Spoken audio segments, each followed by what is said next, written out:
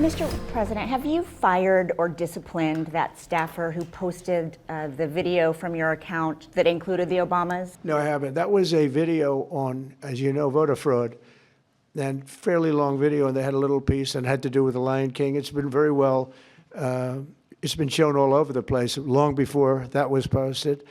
But that was a very strong, and I'm sure you saw it, a very strong piece on voter fraud.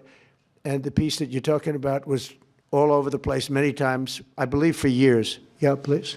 Mr. President, were you aware that Secretary of Commerce visited Epstein's island, and do you continue to have No, I wasn't aware of it. No, I didn't. I actually haven't spoken to him about it. I wasn't. But from what I hear, he was there with his wife and children.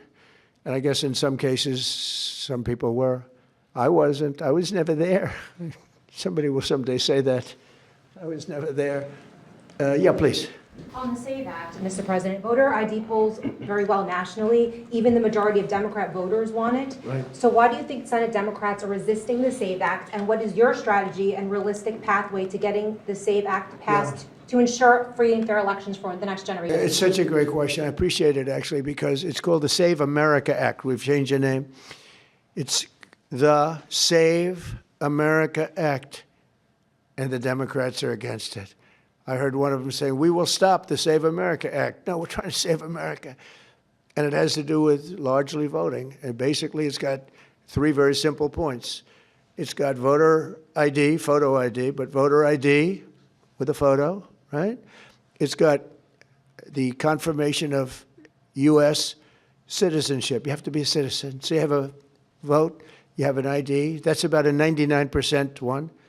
And I think 90% with Democrats. Then you have confirmation US citizenship. That's about a 99% one with Republicans, about 86% with Democrats, except Democrat politicians because they cheat on elections. And then you have no mail-in ballots. And there would be no mail-in ballots, very important. You know, we're the only country in the world that does a system like we do. We're the only country in the world that has mail-in ballots. The way we do this is unbelievable. It guarantees cheating. So it's no mail-in ballots with the exception of disability, illness, military, or if you're traveling, you can get an exemption. You know, if you happen to be out of the country for a good reason, you can have an exemption.